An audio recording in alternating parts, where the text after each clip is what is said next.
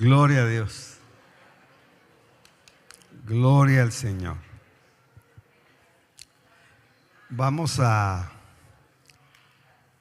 meditar un poquito en la palabra. Que Dios nos auxilie para tomar un pensamiento y trasladarlo al que tiene hambre y necesidad. Yo le voy a invitar, hermano, que abra su Biblia en Apocalipsis, capítulo 1. Vamos a leer el verso del 9 al 11. Y de ese vamos a hacer énfasis en el 10. Pero vamos a leer toda la porción de alguna manera para pedirle al Señor que nos ayude. Dice la palabra: en el nombre del Padre, del Hijo y del Espíritu Santo de Dios.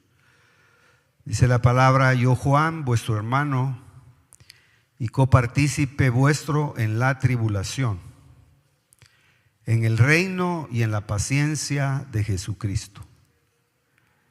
Estaba en la iglesia de Patmos por causa de la palabra de Dios y el testimonio de Jesucristo.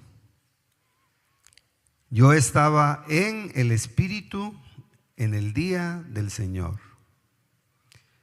y oí detrás de mí una gran voz como de trompeta que decía: yo soy el Alfa y la Omega, el primero y el último.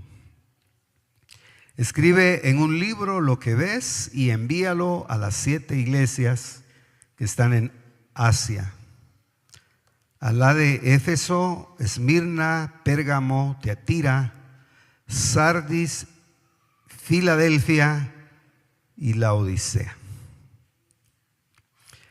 Yo estaba hoy en la tardecita, hermana y hermano, haciendo una reflexión sobre el verso 10 de Apocalipsis 1:10, y dice ahí: yo estaba en el Espíritu en el día del Señor y oí detrás de mí una gran voz como de trompeta.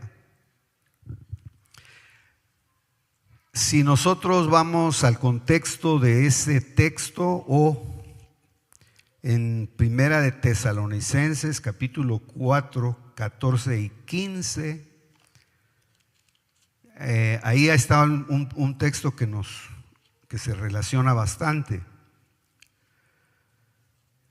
Dice, por lo cual, Primera de Tesalonicenses 4, 15 y 16, dice: por lo cual decimos esto por palabra del Señor, que nosotros los que estemos vivos y que permanezcamos hasta la venida del Señor, no precederemos a los que durmieron. Pues el Señor mismo descenderá del cielo con voz de mando, con voz de arcángel y con trompeta de Dios. Y los muertos en Cristo se levantarán primero. Entonces nosotros, los que estemos vivos y que permanezcamos, seremos arrebatados juntamente con ellos en las nubes al encuentro del Señor, y así estaremos con el Señor siempre. Por tanto, confortados los unos a los otros con estas palabras. Bueno, que el Señor me ayude para trasladarle el pensamiento, pero como si usted ve, tiene bastante relación esos dos textos. Lo podemos tomar como un contexto. Cuando el apóstol Juan está teniendo, hermano, su experiencia personal de preparación, vamos a decir, para pasar a estar en la presencia de Cristo y recibir de Él, digamos, la experiencia vivida para anotarla. Esto es importante que lo consideremos. Una sana doctrina o una buena doctrina no está basada solo en el hecho de conocer Biblia, sino la sana doctrina nos tendría que llevar de alguna manera, hermano, a experimentar lo que está escrito en la Biblia.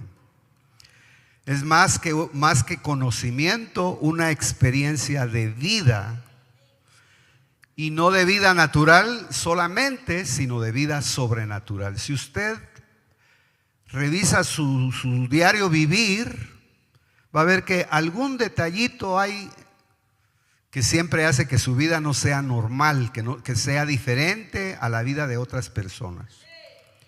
O, digámoslo claramente, usted va a notar que su vida es un poquito, tiene algún detalle que la diferencia de las personas que no conocen a Jesucristo. Eso lo decimos no porque seamos personas muy especiales como tal, porque el apóstol Pablo de una vez dice que el Señor no vino por los que son muy inteligentes, sino vino por los que tenían mucha necesidad. Aún el Señor dijo que Él no venía por buenos, dijo, sino dijo que venía por los que estaban malos, pero tenían necesidad de buscar un médico para sus almas. Pero me llama la atención, hermano, que si usted revisa ese pasaje, Juan está viendo al Señor venir también en medio de nubes. Hay mucho paralelismo en esos dos pasajes.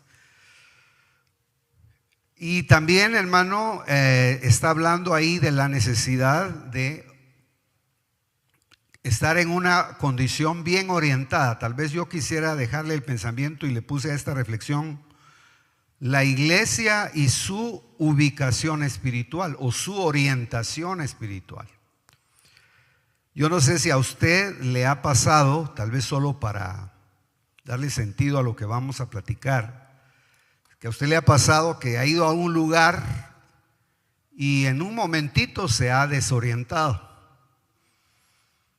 Yo no sé, hay gente que se orienta, va a otras ciudades. Ahora es fácil porque lógicamente inmediatamente saca uno el teléfono, pone una dirección e inmediatamente lo guían. Pero acuérdese, y siempre es bueno quitar las herramientas en ese sentido para no perder el principio real.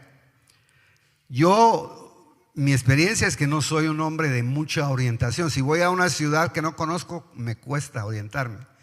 Aquí en Guatemala, por ejemplo, las direcciones usted las mira que van de una primera avenida, segunda, hasta la que sea, y las calles están numeradas. Pero hay ciudades en donde es por orientación sur, norte, oriente y occidente. Si usted va a México, los que han ido a México, a cualquier lugar, se han fijado que la dirección es tal casa oriente, o sur. Entonces ahí ya se queda uno pensando dónde está el sur, dónde está el norte, y obviamente se desorienta, pues. Ahora, ¿por qué estoy diciendo eso? Porque yo creo, hermano, que todos como creyentes somos tendientes a desorientarnos aún estando en Cristo. Cuando uno revisa, siempre es bueno hacerlo la plática reflexiva. Cuando hablamos, hermano, dirigiendo la palabra hacia el pueblo, evidentemente no estamos excluyéndonos los que predicamos, sino es reflexivo. Entonces, observando a veces vidas, notamos que hay gente que se desorienta en la vida espiritual. Comienzan muy bien, hermano, y acuérdese que por eso es que uno necesita, digamos, sufrir un proceso que la Biblia lo define como volver otra vez a nacer, volver a sufrir un proceso similar al nacimiento de vida biológica. Obviamente con la mente natural eso no se entiende, ni a veces con doctrina, porque ya no lo dejó demostrado Nicodemo, a quien, hermano, le tocaba enseñar doctrina en Israel, pero cuando ya lo comenzaron a examinar se dio cuenta que él no entendía, estaba desorientado. espiritualmente. Entonces tuvo que el Señor mandarlo a un punto de referencia y decirle: es necesario que nazcas otra vez del agua y del Espíritu.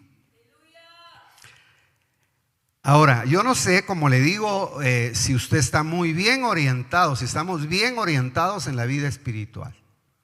Pero me temo, hermano, que somos muy dados a perder a veces la ruta. Y digo esto, hermano, porque nuestra meta es algo que no se puede palpar tan fácilmente. Nuestra meta no es un lugar geográfico puramente, sino es una persona.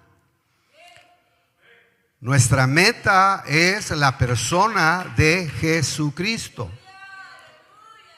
Así que la dirección, hermano, tiene uno que pedírsela a el que lo acompaña, al que prometió ayudarlo y no dejarlo en todo su peregrinaje por la tierra, que es el que viene a estar a la par nuestra, que es el Espíritu Santo de Dios. Entonces, esas dos cositas son tal vez bien sencillas, pero a veces difícil dejarnos guiar por el Espíritu, dejarnos aconsejar.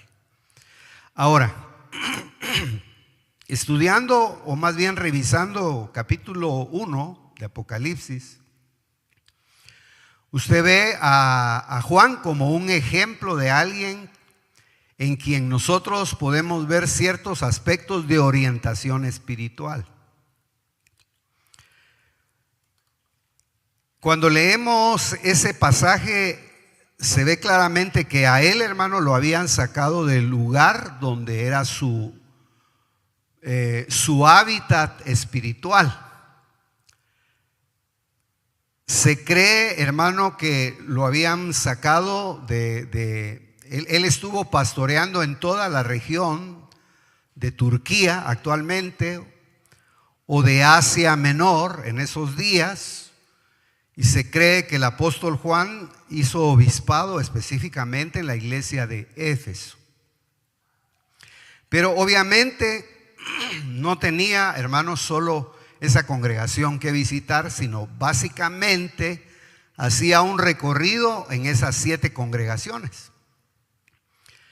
De tal manera que cuando a él lo agarraron y lo trasladaron a esa isla llamada Patmos, ahí estaba él, hermano, porque ahí enviaban a las personas que eran contaminantes socialmente y a las personas que de alguna manera, hermano, eran un peligro para el reino en ese tiempo. Yo estaba meditando en eso, hasta dónde nosotros como creyentes, hermano, somos un peligro para la sociedad. ¿Verdad? ¿Hasta dónde somos un peligro o hasta dónde somos personas que en lugar de ser un peligro nos acomodamos a la sociedad en la que vivimos? Dicen: no, este es un creyente, no es peligroso porque a él le gusta hacer todo lo que nosotros hacemos. No hay una diferencia, en él no se ve que haya oposición a la vida pecaminosa. No, él tiene como creyente el apellido de Vicente. A donde va Vicente va toda la gente.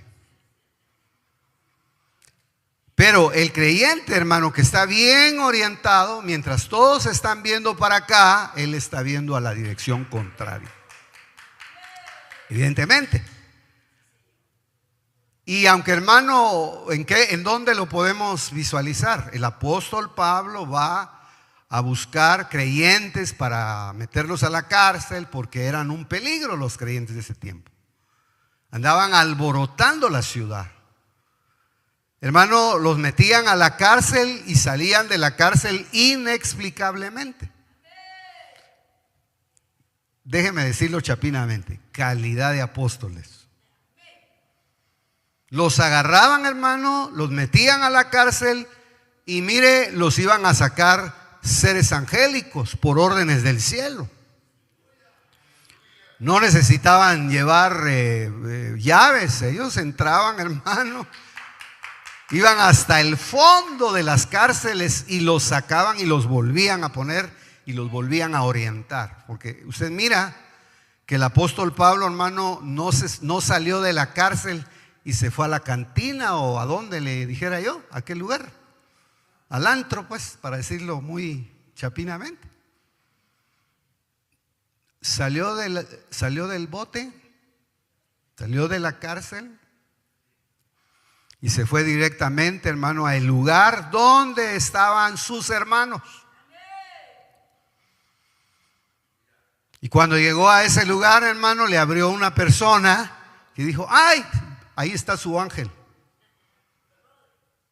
Dijo: no es mi ángel, soy yo. Vengo a orar, vengo a compartir lo mismo que ustedes están haciendo. Él no era desconocido, hermano. Él entró ahí y usted ya puede imaginarse, los que han experimentado eso. Yo le decía hace días a algunos hermanos que a veces vamos a visitar hogares, hermano, y hablamos de todo. Hablamos de los ministros, hablamos de los hermanos. Fíjese, estoy diciendo, hablamos de la política, hablamos de nuestros problemas. Pasa una hora, pasan 2 horas y bueno, hermanos, ya nos vamos. Pero resulta que lo que originalmente nos llevó a esa casa fue una necesidad. Y hermano, aquello por lo cual fuimos se quedó en segundo plano. Y hermano, cuesta un montón decirle a las personas: mire, oremos. Más bien, hermano, está puesta una escoba atrás de la puerta para que el visitante se vaya rápido. Le estoy hablando muy en parábolas ahora, ¿verdad? Pero hermano, cuando hay comunión, cuando hay un mismo sentir, a medida que se va hablando, se va experimentando algo. Comienzan a surgir los versículos, comienzan a salir los comentarios de la palabra, comienzan a salir las experiencias, comienzan a salir, hermano, los testimonios. Y es fácil. Bueno, vamos a orar. Y es fácil que hayan derramamientos de Espíritu Santo. Y es fácil que hayan traslape del mundo espiritual. Ese debería de ser, en cierta medida, hermano, el fruto de los discipulados. Yo crecí, y lo puedo decir con cierta propiedad, porque yo crecí solo en el discipulado. Y me recuerdo, hermano, que los discipulados los normaron en la iglesia donde nacimos, porque se cayó en desórdenes. Y a veces, hermano, los anfitriones de las casas tenían que ir a trabajar el otro día. Y uno feliz, 12 de la noche. Y a veces eran espacios reducidos, cancelitos, hermano. Había gente durmiendo en el otro lado y uno gritando. Entonces, para ir ordenando eso, se dejó la idea, hermano, de que el discipulado esencialmente en los hogares tenía que hacerse dándole prioridad a la palabra. Pero, hermano, también eso, si no tiene uno cuidado, va matando el mover de Dios. Porque en el verdadero discipulado es donde el poder de Dios llega a los hogares. No llega solo la palabra. Cuando Pedro fue trasladado a la casa de Cornelio, hermano, mire, esa visita era previo a un éxtasis de Pedro. Era previo, hermano, a ser guiado sobrenaturalmente. Llegó a esa casa, cantaron, hablaron de la palabra y dice que el Espíritu Santo de Dios descendió sobre los que estaban ahí y fueron llenos del Espíritu Santo. Y si la Biblia dice que fueron llenos del Espíritu Santo, ¿qué quiere decir? Que, hermano, ahí se oyeron lenguas. Ahí yo le puedo garantizar que si a nosotros nos sacaran del pasado, sería, o del futuro, y nos llevaran al pasado y nos trasladaran un día y nos dieran la oportunidad y nos dieran una visión de lo que sucedió ahí, yo le aseguro, hermano, que ahí no hubo nadie que salió, como le dijera yo, desorientado. ¿Qué vine a hacer? ¿Qué me pasó? Le puedo garantizar que los que salieron de ahí, hermanos, salieron enamorados de Jesucristo.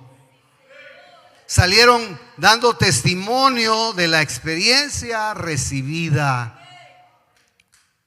Ahora, eso se ha ido perdiendo a causa de muchas circunstancias. Se puede imaginar, hermano, no me quiero meter a decir otras cosas, pero se puede imaginar que a veces en los discipulados se dan detalles raros y por eso hasta terminan cerrándose las reuniones. Pero lo lindo, yo al menos tengo experiencias preciosas. Preciosas. Tengo experiencias en los discipulados que marcaron mi vida espiritual. Que yo lo estoy viendo a usted y estoy viendo esas cosas. Ahora, eso solamente lo digo, hermano, porque entonces el apóstol Juan ahí está hablando un poquito de cómo la iglesia tiene que orientarse, y no está hablando de una orientación, ¿qué le dijera yo? Geográfica. Si usted agarra un comentario bíblico, si usted agarra, hermano, lo que quiera para estudiar el pasaje, usted se va a dar cuenta, hermano, que le van a dar el lugar geográfico exactamente ahora de en qué país era donde se dieron todos esos detalles. Pero yo lo que quiero sacar de ahí es la orientación espiritual. Ahí Juan, hermano, es la tipología de alguien, hermano, que pasa por las 7 iglesias y es primicia. Es, hermano, alguien que está siendo perfeccionado en un conjunto de 7 iglesias. Por eso Juan, hermano, ahí es la tipología de la iglesia más que vencedora. Porque usted ve que a las 7 iglesias ahí la demanda es: el que venciere, yo le daré tal cosa. Pero yo le hago una pregunta, porque yo me la he hecho también. ¿Será, hermano, que es un grupo nada más los que están en la iglesia? Por ejemplo, si habláramos de la iglesia de Éfeso, ¿será que solo se está refiriendo a un grupo específico, o las 7 iglesias hablan de una totalidad de iglesias? Hablan de es la tipología de la iglesia en términos generales, y que de ahí el Señor va sacando a los más que vencedores. Unos lucharán con la falta de amor, otros lucharán con Jezabel, otros lucharán con la doctrina de los nicolaitas, pero en cierta medida la iglesia tiene que vencer sobre esas 7 áreas para ser más que vencedor. Ahora, digo eso porque cuando usted estudia y ve datos acerca de lo que Juan el apóstol, hermano, estaba, digamos, experimentando, lo habían sacado porque él era un hombre peligroso. Él era un hombre, hermano, que irrumpía, que tenía traslaciones al mundo espiritual verdadero. No lo quebrantaron en su fe, no apostató de su fe. Fíjese, cuando usted lee Apocalipsis, dice que él estaba ahí, hermano, estaba en tribulación. Y aquí no dice, no necesariamente tiene que hablar de gran tribulación, dice, pero dice, permítame, hermano, solo le quiero leer esta parte porque dice, es partícipe de la tribulación. Entonces, la tribulación es necesaria para sacarnos a nosotros de la tendencia que tenemos de acomodarnos en la vida cristiana. La aflicción, a veces la persecución, hermano. ¿Quiénes fueron al Salvador a predicar? Si hubo gente aquí que fue a predicar al Salvador en los días de la guerra. ¿Habrá alguien aquí testigo de eso? Nadie. Yo sí. Fíjese que yo fui a predicar a una ciudad, a una área marginal del Salvador hace como 35 años. Y hermano, estábamos predicando cuando comenzaron las ametralladoras. Ta, ta, ta, ta, ta, ta, ta, ta. Y todos los hermanos se levantan. Mire, se convirtió en culto de oración. Se acabó otra cosa, todos paramos bajo la silla gritando, cierren la puerta. Era una casita de lámina, era una iglesita de lámina, y ¿sabe cuál era el temor? Que cayeran balazos de arriba, como aquí cayeron allá por donde está Tabo, adelante. Ahí entraron una vez balazos. Quédese ahí, hermano Tabo, no hay problema. Pero ¿qué le estoy tratando de decir? Hermano, que usted hubiera visto cómo cambió el culto. En la otra iglesia que yo pastoreé, hermano, apedreaban. O se iban a parar a gritar, hermano, desde la calle. Es decir, esas no son tribulaciones, pues. Eso nada más es para que el pueblo se despierte.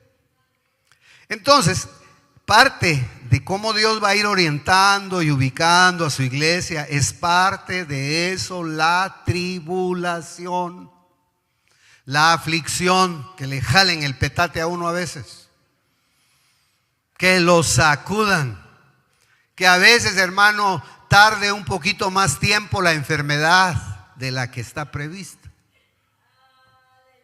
A veces el Señor, hermano, es el que da la orden, le dice al cuerpo: no, todavía no tienes que estar sano, espérate, todavía tengo que zarandear el alma de este desobediente. ¿Para qué le damos vuelta? Y ahí lo trae el Señor a uno, mire, hermano, hasta que, qué casualidad, ¿verdad? Que ya alguien ora por uno o una pastillita y se le acabó la tribulación. Porque usted y yo tenemos que entender que la salud viene de arriba. Él es el médico por excelencia, Él es el que da la orden. Hermano, yo le voy a decir una cosa, para que se consuele. ¿Quién cree que tiene el diseño de su vida? ¿Usted cree, hermano, que usted es producto de un conjunto de células que se formaron dentro del vientre de su madre? No. Usted es parte de un diseño eterno. Y el Señor en uno de los salmos dice: yo te entretejí en el vientre de tu madre.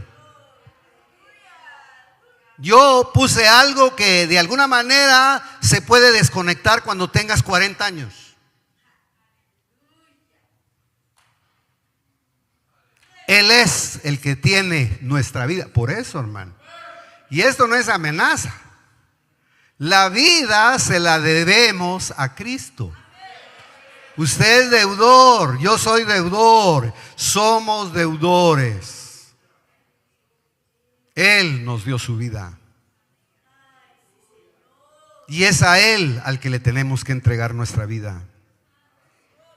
Bueno, entonces digo eso, ¿sabe por qué, hermano? Porque Juan ya tenía aproximadamente, usted sabe, 90 años.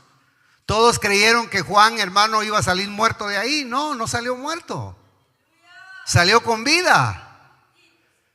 De ahí iba él a experimentar, hermano, un éxtasis espiritual. Y que me gustaría tal vez que lo siguiéramos analizando, pero así de una forma rápida. Fíjense, tribulación, el reino. El reino tiene 3 grandes esferas que uno no puede descuidar. Yo estaba estudiando eso hace días. La esfera, mire, el rey, cuando usted estudia el libro de los reyes, esto le puede orientar y ayudar. El libro de los reyes, en el libro de los reyes está la doctrina desde el Antiguo Testamento, cómo establece Dios su autoridad. Porque, hermano, sin la autoridad no hay palabra creativa, no hay mover de Dios. Entonces, la doctrina de la autoridad es una doctrina que hay que estarla revisando. Pero solo le digo eso. Entonces, en el libro de los reyes, fíjese bien, hermano, cómo hubo reyes que obedecieron a los mandamientos, a las leyes de Dios, y su reino fue estable. porque Dios estaba gobernando en ese lugar. Los que más duraron fue David, Saúl y Salomón, 40 años. Y todavía con sus problemitas cada uno de ellos. Entonces, cuando se divide el reino, comienza la doctrina, la autoridad a tener problemas, porque ya hay divisiones, hasta que llegó Cristo. Entonces, cuando dice tribulación, en el reino se está refiriendo a 3 esferas. La doctrina, hermano, profética, que es la que nos hace ver a nosotros el futuro, y eso está contenido en los 3 evangelios sinópticos. El evangelio de Juan no, porque el evangelio de Juan, hermano, nos habla de el que nos viene a demostrar que el que nació en el vientre de María ya tenía más años de vida. No era temporal su vida, sino era eterna. Nada más irrumpió dentro del tiempo, se metió en el vientre de una mujer, pareció como que había nacido en este tiempo, pero él no tenía principio de días. Entonces los 3 evangelios sinópticos más hablan de el espíritu profético, que es apuntar y darle dirección al creyente hacia dónde tiene que ir. Y dígame en dónde terminan más o menos los evangelios. Terminan viendo al Cristo crucificado. Y realmente la puerta de salida es la resurrección. En cambio el libro de Juan, fíjese, los evangelios comienzan, en los otros evangelios comienza los escritores anunciando en dónde y cómo es que Cristo entró a la tierra. Pero el evangelio de Juan no comienza así. Él comienza diciendo el que era desde la eternidad, el que estaba con el Padre o en el Padre, términos más, términos menos. Él es el que ha venido a la tierra. Ahora, no hay que olvidar lo profético, pues ese es un gran campo. En todas las epístolas está la vida sacerdotal. Usted lee todas las epístolas, ahí está la otra gran esfera, que es la esfera sacerdotal. Y Apocalipsis es la esfera de Dios, Cristo como rey pero juez, el que viene a retribuir. Él viene, hermano, a retribuir y a recompensar. A retribuir quiere decir atribular a los que nos han atribulado. Viene a darle su pago a la gente que desobedeció al mensaje que él traía.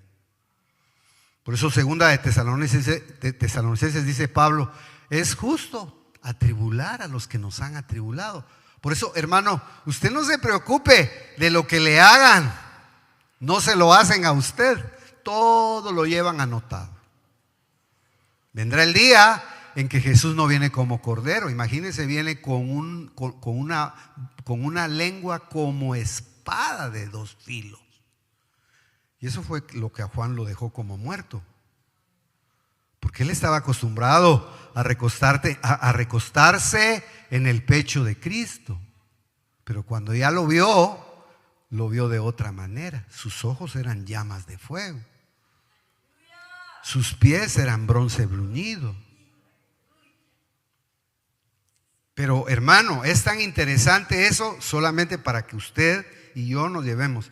¿Estaremos orientados o en pos de qué estamos buscando? Pues mire, hermano, no nos vamos a cansar de decir eso. Hay necesidad de liberación en la iglesia. Hay necesidad de sanidad en la iglesia. Hay necesidad de milagros de todo tipo en la iglesia. Hay diversas necesidades, pero no puede sobrepasar esas necesidades, la necesidad más grande que tiene nuestro ser, que es la necesidad de tener a Cristo vivo y latente adentro de nuestro corazón. Lo perdemos a Él de vista y se nos armó un gran problema en la vida. Entonces, usted mira ahí que dice el reino.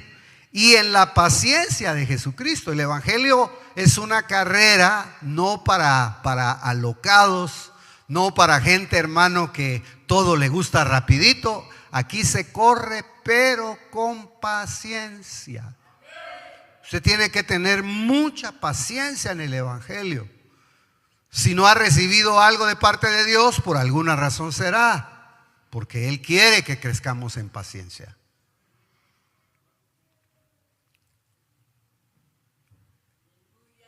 Y ya la isla de Patmos, hermano, pues obviamente ahí es donde prácticamente a él lo orientaron. Vamos, déjeme decirlo de esa manera, porque Juan ahí es la tipología de la iglesia.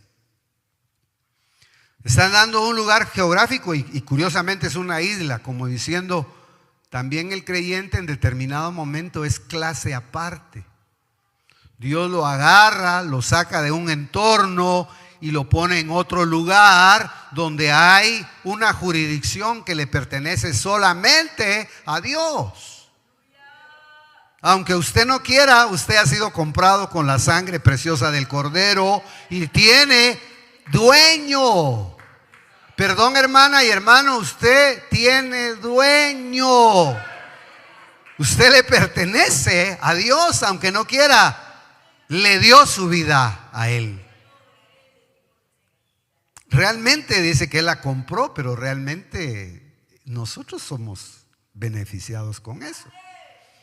Entonces, el libro de Apocalipsis, hermano, se conoce como un libro extático. No estático, sino extático. Ex, fuera. Algo que lo saca a uno de la vida común. Es de donde de alguna manera se puede ver la proyección espiritual. Cómo Dios va a hacer para que un día, hermano, oigamos algo a nuestra espalda. Porque imagínese, hermano, cómo irá a ser el trompetazo. ¿Cómo será en la literalidad tesalonicense? ¿Se irá a oír el sonido de una trompeta? ¿Será que, hermano, vamos a estar 4 de la mañana, 12 de la noche, de repente, pues? ¿Cómo será? Pensémoslo. Se oirá en los aires. ¿Se acuerda que en el internet estuvo saliendo antes de la pandemia que se oían ruidos extraños en el espacio? Usted no mira nada, yo no sé, hermano.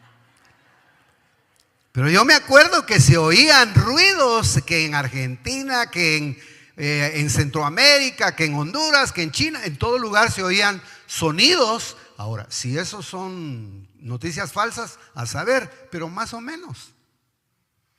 Lo que yo trato de decirle, hermanos, que ahí dice claramente que va a haber un sonido de trompeta, pero es la voz de Cristo. Dejemos esa parte, hermano. Dichoso, bienaventurado, feliz el que oye la voz de su pastor, la voz como de trompeta, a través de los dones, a través de los anuncios, no de los que nunca terminan de pasar, no de esos anuncios, de las actividades en el mundo espiritual. Imagínense, hermano, que Dios decrete para nosotros no un año de liberación. Ay, Dios, hermano, decreta el Señor un año de liberación y quedamos puras tablitas. Él puede decretar muchísimas cosas para nuestras vidas. Y les sé decir más, la necesidad de cada uno es en particular. Para unos puede ser hoy su año o su día o su mes de liberación, otros de sanidad, otros de trato y de humillación. ¿Por qué no? Él es el que tiene el control de las vidas. Él es el que tiene la dieta de su iglesia.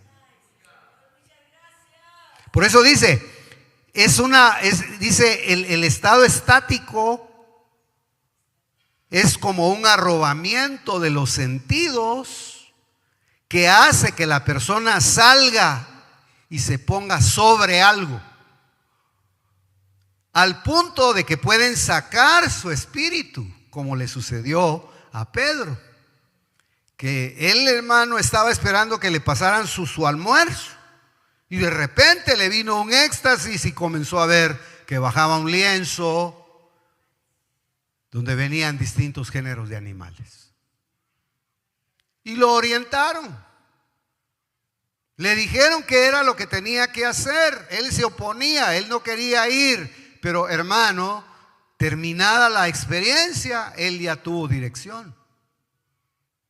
Entonces, nosotros necesitamos orientación espiritual. Todo creyente que es vivo en este camino no debe de andar preguntando, hermano, ¿qué dice usted? ¿Diezmo o no diezmo? No, renuncie a ese espiritacho. Y no estoy pidiendo.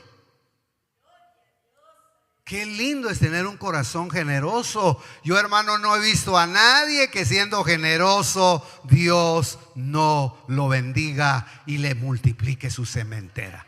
Olvides. Si la Biblia dice, hermano, que al pobre ¿cómo es? Que al pobre le da, le presta a Dios, dice.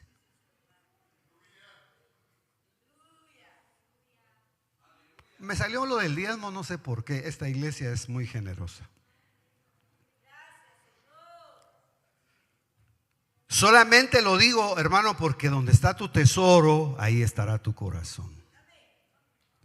Entonces, de alguna manera, está hablando de eso. Dice, es en donde de alguna manera se puede ver la proyección espiritual. La condición en que estará espiritualmente una persona cuando el Señor le va a hablar, lo va a intervenir. Se necesita, hermano, mire, el cuerpo de Juan es ¿cómo estaría el cuerpo de él? ¿Estaría así salidito del gimnasio? Si tenía 90 años. Yo digo que caminaba despacito.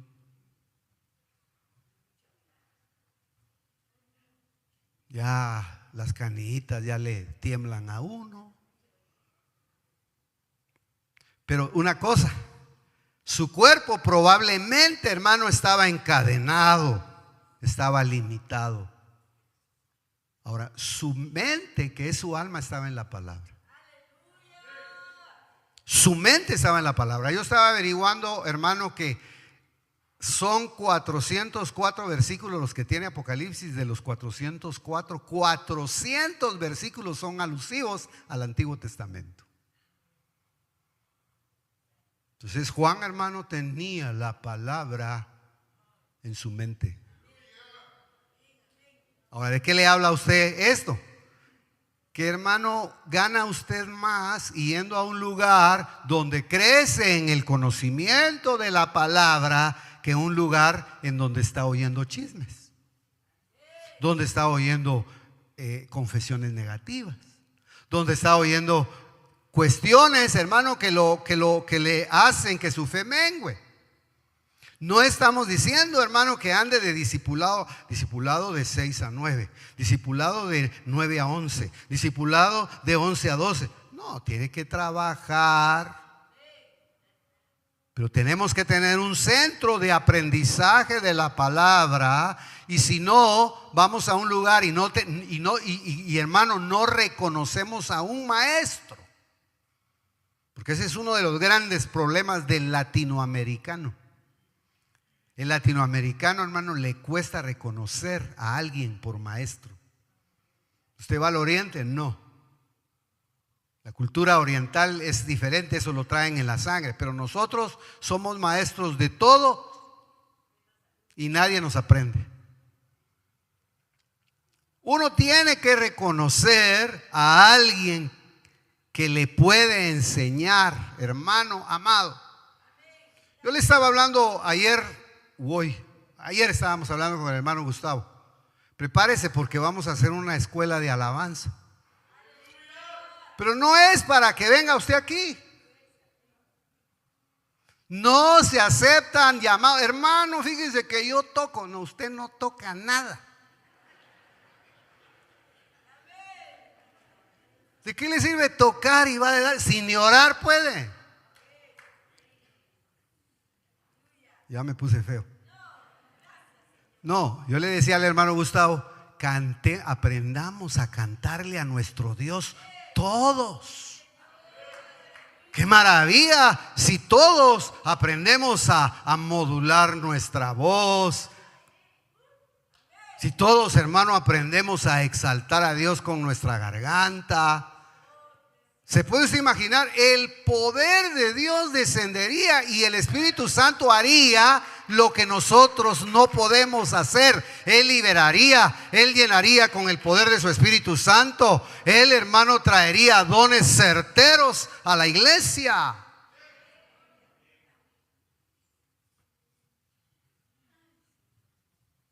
Pero ¿sabe qué es lo que pasa, hermano? Que todos lo sabemos. No nos aferremos. Usted no sabe, yo no sé. Perdone que hable de esta manera, pero es necesario. No estamos adorando a un Dios pasajero, estamos adorando al Dios verdadero, al Dios eterno, al Dios que los cielos y la tierra no lo pueden contener. Debería ser una experiencia, hermano, maravillosa. Yo le pregunto a usted y me pregunto yo, hermano, ¿ha tenido usted experiencias con Dios adorando? Cuando, no diga quite de aquí, quite aquí. No, adorando a Dios. Que usted diga, ala, hermano, mire, o no le cuente a nadie, pero usted diga, me levanté, me puse a orar, terminé cantando, terminé adorando, me terminé quebrantando, terminé confesando mis pecados, terminé reclamándole a mi alma que se deje de portar como se esté portando. Hermano, terminé siendo liberado, fui a traer mi papel, limpié. Mire, hermano, eso es verdaderamente el culto racional.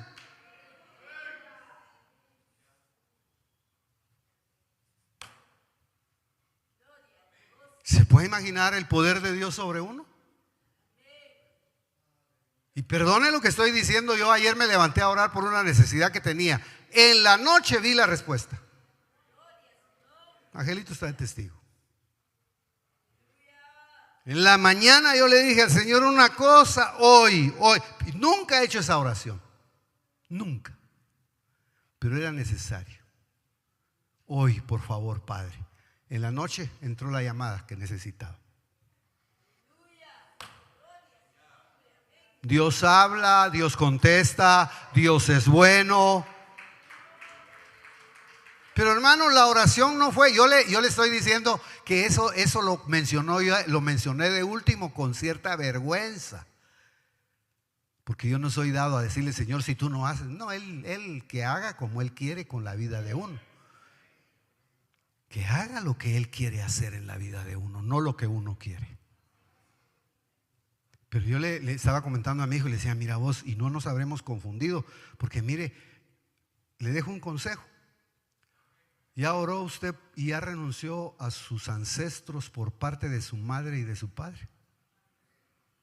Sí, y usted un día ya se levantó, Señor, por favor, yo renuncio a ese espíritu que heredé de mi padre, que se lo trasladó mi abuelo y que se lo pasó mi bisabuelo.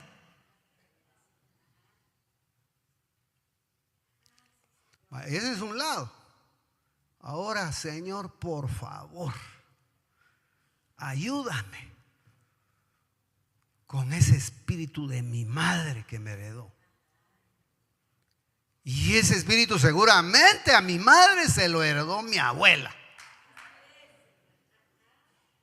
Y yo estoy seguro que como venían de la misma línea, también está metida mi bisabuela en el asunto.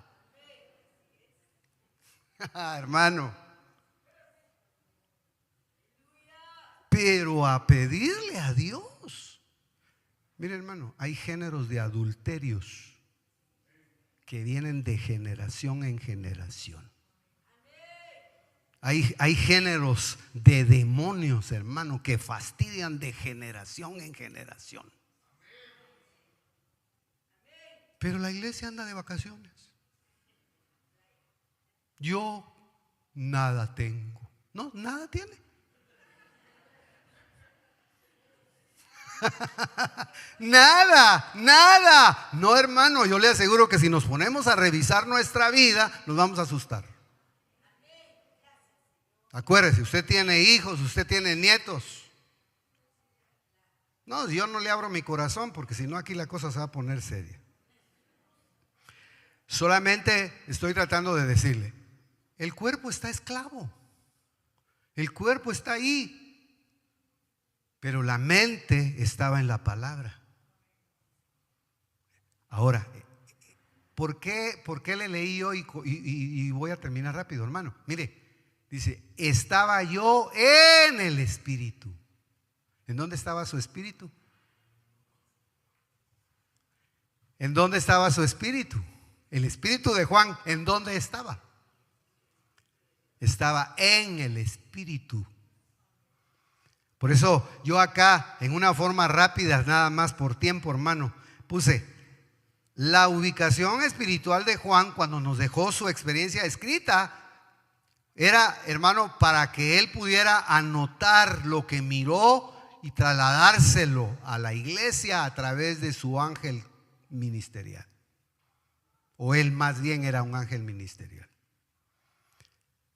Entonces estaba en la isla de Patmos, pero solo le quiero leer esta parte, porque, y lo puse acá, su espíritu humano estaba en el Espíritu Santo. Por eso estaba yo en el Espíritu. El yo, hermano, hacia dónde estará orientado nuestro espíritu. Esto habría que enriquecerlo con textos. Pablo dice, el Espíritu da testimonio a mi espíritu. Entonces, ¿por qué es tan importante, hermano, el poder de Dios? Porque a final de cuentas el poder de Dios es como una forma de ilustrar, este vaso blanco, transparente, con agua limpia, es el Espíritu Santo de Dios. Hay otro vaso pequeñito ahí adentro.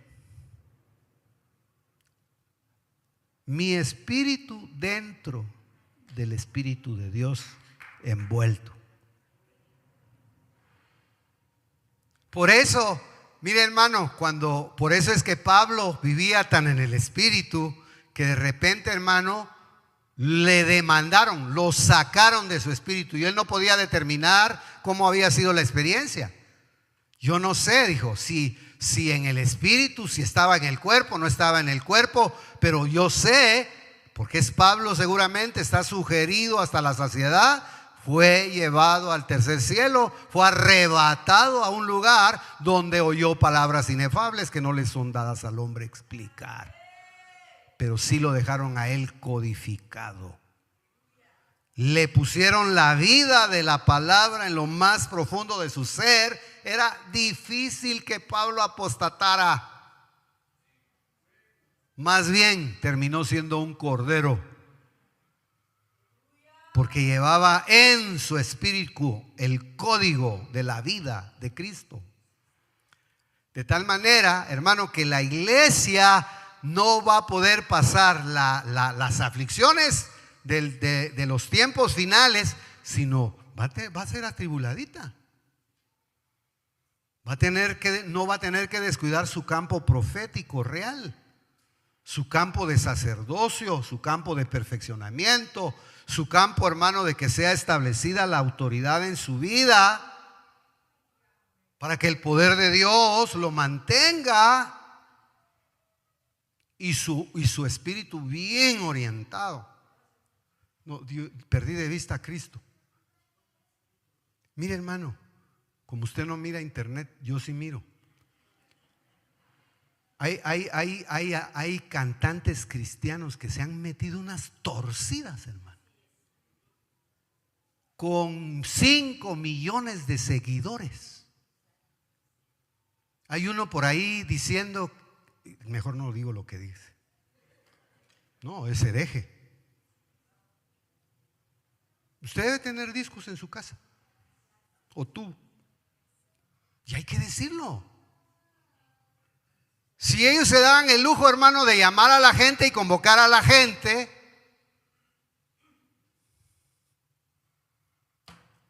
No, usted tiene una dirección nada más. Como dijo el pastor nuestro, usted sigue al pastor mientras el pastor sigue a Jesucristo. Ahí no hay para dónde. Te siga buscando al Señor. El pastor se chanflea, usted tiene vía libre, o sáquenlo.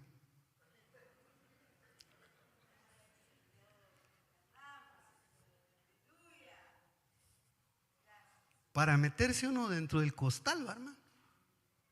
Yo lo único que le trato de decir que es que si su espíritu está bien orientado, usted se va a presentar delante de Dios y su mente va a estar renovada del espíritu de vuestra mente.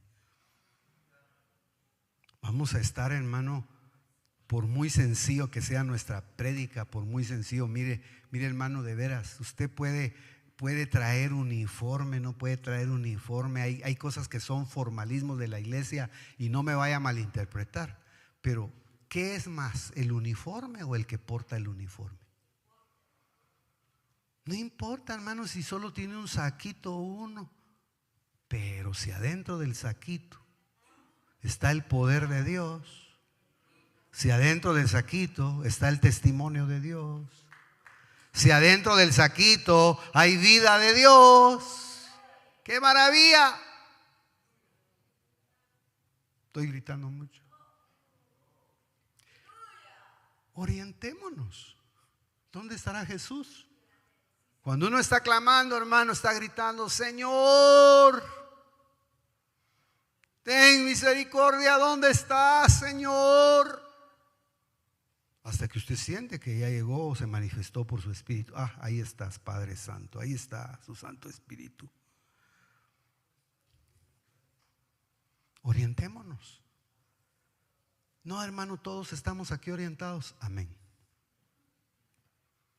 Pero si me cuesta a veces predicar por la forma en que miro que me mira.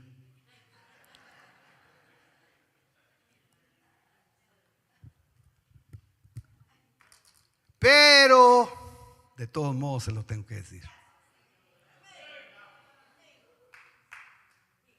Lo demás, ya las otras cosas, eso es secundario. Pero usted tiene un Salvador que se llama Jesucristo. Y mire hermano, en el amor de Dios, al final de nuestros días todo se queda.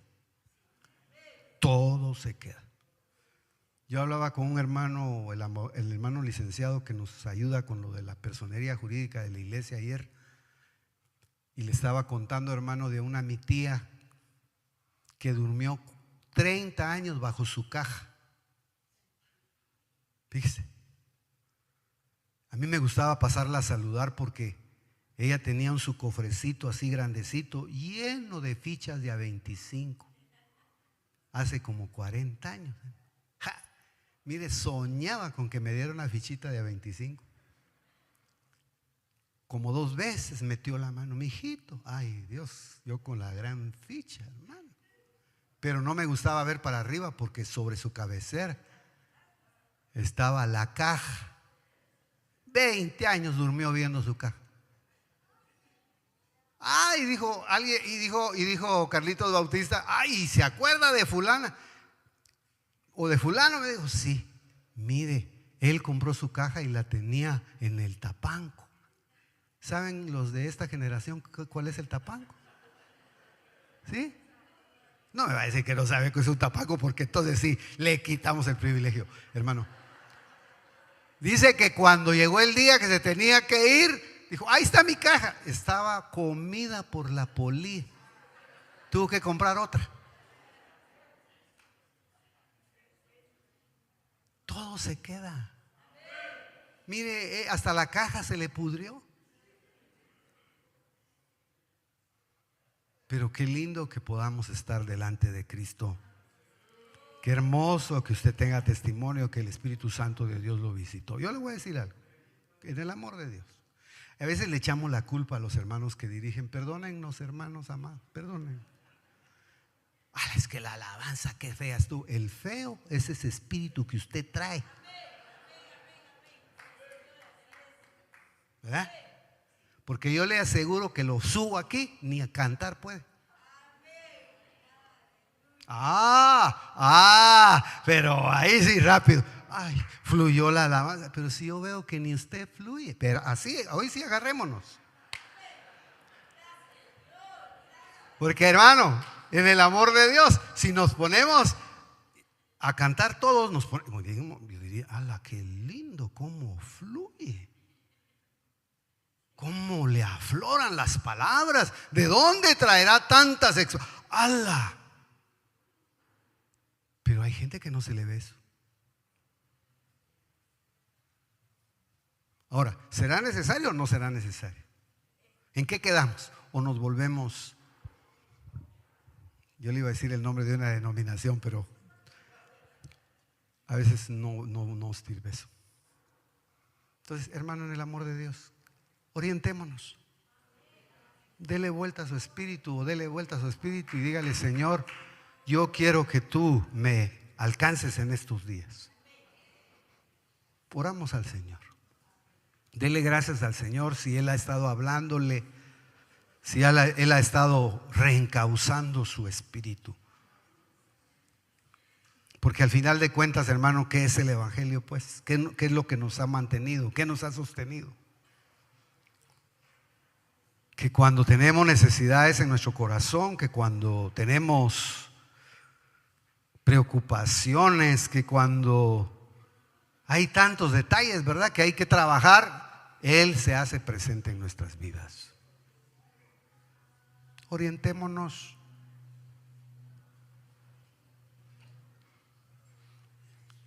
¿Qué buscamos? ¿A quién buscamos? ¿Cuándo lo buscamos? ¿Por dónde lo buscamos?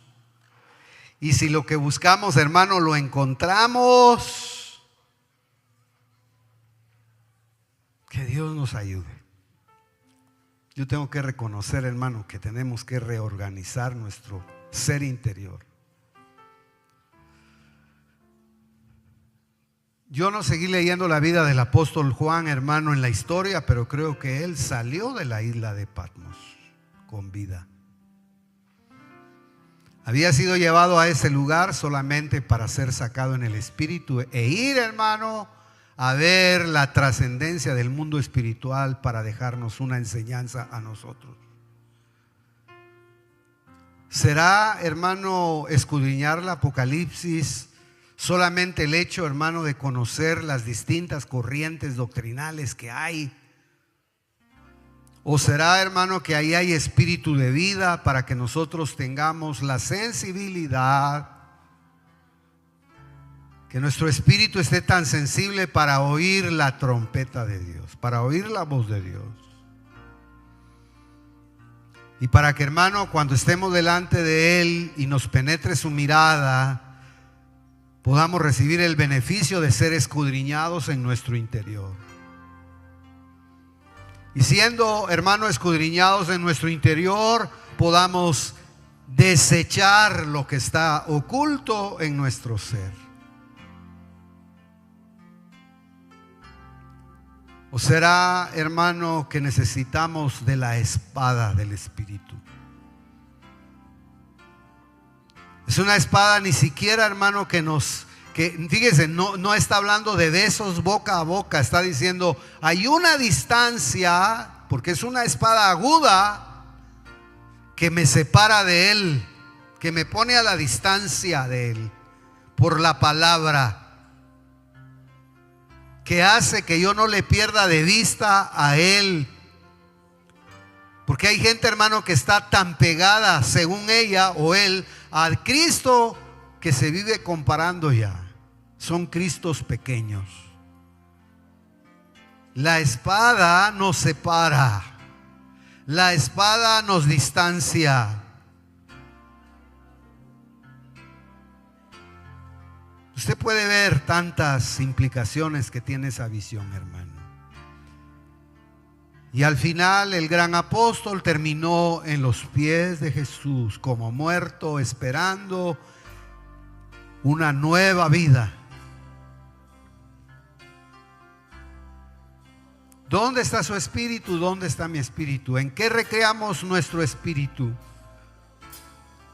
¿Será, hermano, que nuestro espíritu se recrea en el Espíritu Santo de Dios? Que Dios nos auxilie. Yo le dejo esta palabra y agarro mi parte. Padre, te damos gracias. Señor, por favor, te damos gracias. Ayúdanos. Nos ha alcanzado, Señor, la debilidad. Nos ha alcanzado, Señor, la fragilidad. Pero tú eres el Dios de toda fortaleza. Hermano precioso, usted no puede vivir de un culto al año. Usted no puede vivir de actividades muy especiales.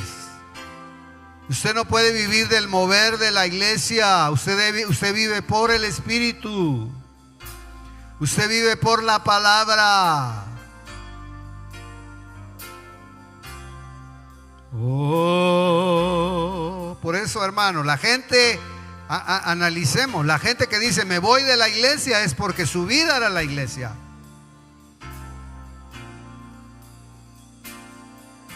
Pero usted no vive de la iglesia, usted vive de Cristo. Usted vive de la vida de Dios. Somos parte de un cuerpo redimido, pero hermano, la vida la da el Señor. Padre, por amor a tu nombre, oriéntanos, reubícanos, fortalécenos. Quita de nuestras vidas toda carga de pecado, todo cansancio, todo agotamiento. Que nuestra mirada esté puesta en el autor y consumador de la fe. Hoy volvemos nuestra mirada a Jesucristo el Señor. Habían pasado más de 80, 70 años. Juan tuvo que reconocer a su Señor. Habían cambiado sus ojos, habían cambiado sus cabellos. ¿Cómo se nos irá a presentar el Señor al final de nuestros días? ¿Cómo se nos irá a presentar Jesús al final de nuestros días? Padre, ten misericordia de nosotros. Padre, bendice a mis hermanos, fortalece sus almas, fortalece sus corazones. Gracias.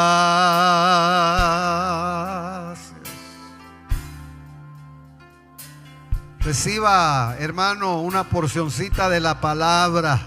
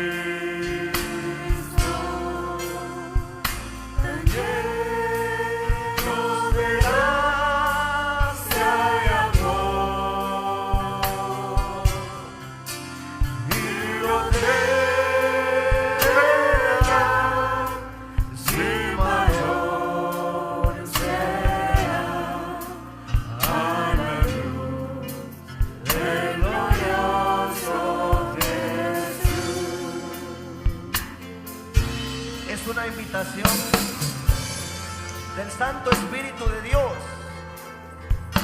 el Espíritu de Dios a nuestro espíritu, hace una invitación y le dice a aquel que ha perdido el camino: vuélvete al que te llamó, vuélvete al que te amó.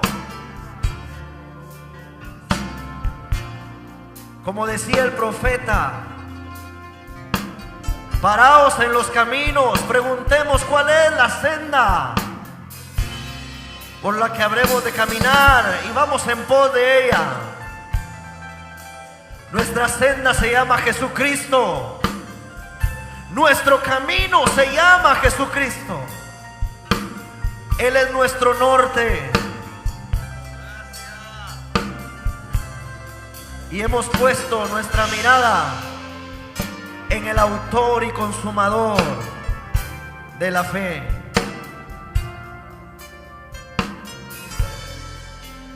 Aceptemos esa invitación en esta noche.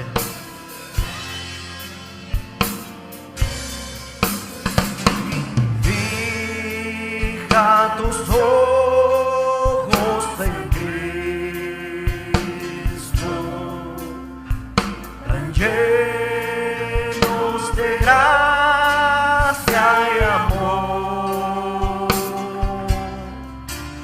y lo terrena sin valor será a la luz del glorioso Jesús. Una vez más, fija tus ojos en Cristo, tan llenos de gracia y amor, y lo terrena sin valor, y lo terrena a la luz del glorioso Jesús. Y lo terrena, y lo terrena sin valor será a la luz del glorioso Jesús. Y lo terrena, y lo terrena sin valor será a la luz del glorioso